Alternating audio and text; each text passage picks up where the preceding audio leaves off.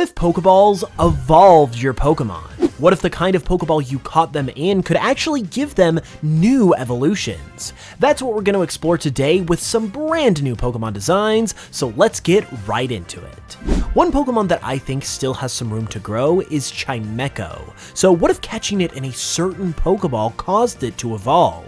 Like, what if you leveled up your Chimecho after catching it in a Timer Ball?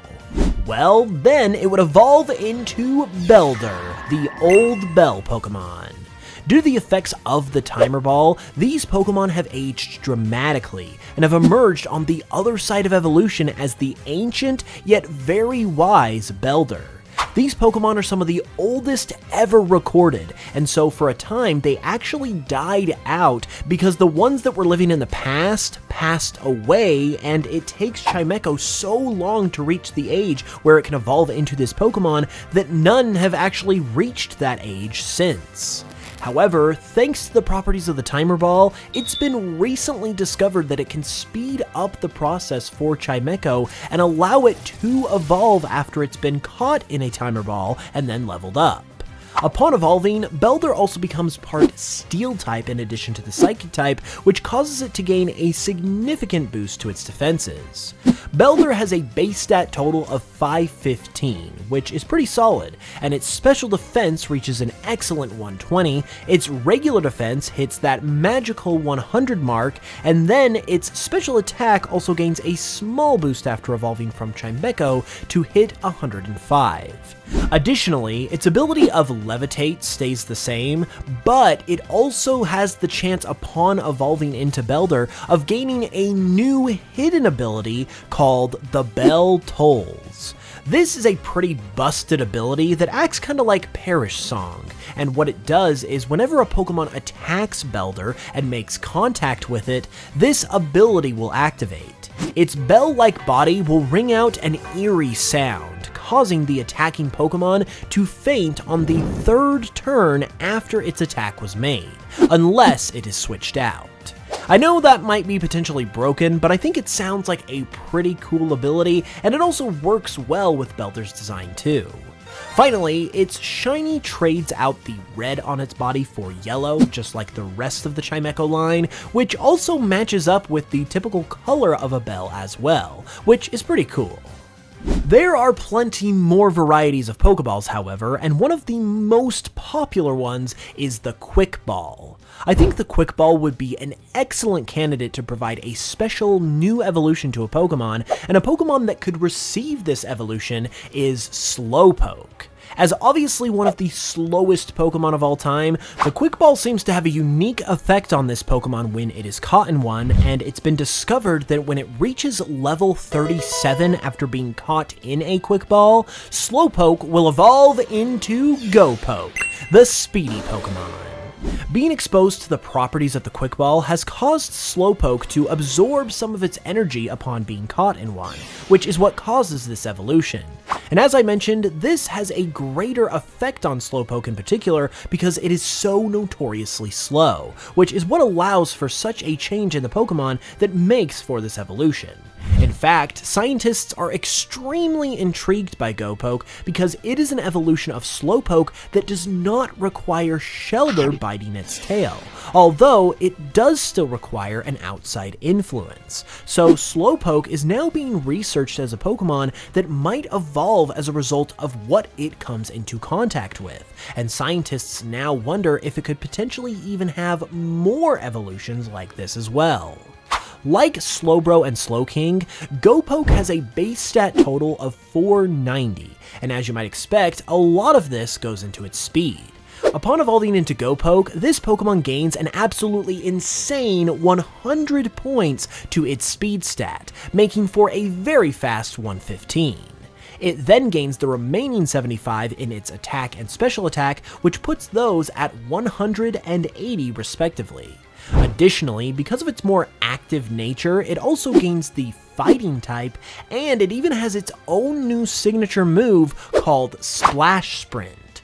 This 70 base power water type move increases in power by 50% every time Go-Poke's speed stat is raised, which can potentially make it insanely powerful if this strategy is successfully pulled off. Finally, for its shiny, it becomes blue instead of pink, which, when combined with the yellow already on its body, is a reference to the quick ball that caused its evolution. If you're enjoying the video so far, consider checking out my merch store to help continue making these videos possible. There's trading cards, plushies, and they all feature Fakemon from my content. The cards are super fun to open, the plushies are super soft and really high quality, not to mention with the Fulkachi plush you even get a limited edition promo card along with it, and it all supports the channel tremendously, which allows me to keep making videos for you guys. So be sure to check that out and grab something with the link in the description, and thanks a ton to everyone who has grabbed something so far.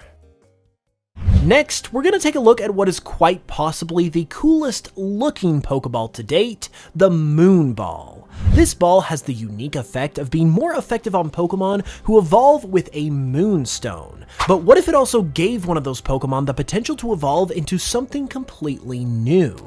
Well, if used on a Nidorina, which also leveled up afterwards, it would cause it to evolve into Nidorina, the ruler Pokemon. If Nidorina looks familiar, that's because I actually made it as the counterpart to Nidotor, the alternate Nidorino evolution that I made in a previous video about Pokemon evolving with different evolution stones. So within the lore of my channel, these two are actually counterparts even though they are obtained in different ways, and in comparison to Nidoqueen, Nidorina is much more ruthless. It is called the ruler Pokemon because it will aggressively try to establish leadership over the local wild Pokemon in its area, often making smaller, weaker Pokemon do its bidding out of pure fear. This goes well with the dark type that it gains upon evolving to make it poison dark, and it's often said that the only Pokemon that will stand up to Nidorina are Nidoqueen and Nidoking. Stat-wise, it has the same base stat total as Nidoqueen, except that its stats are redistributed to be more focused on attack. This gives it great physical and special attack at the cost of its defenses, which end up being pretty low. Its shiny also looks like this, which looks amazing in my opinion, with the white color actually being representative of the moon, since the evolution comes as a result of being caught in the moon ball.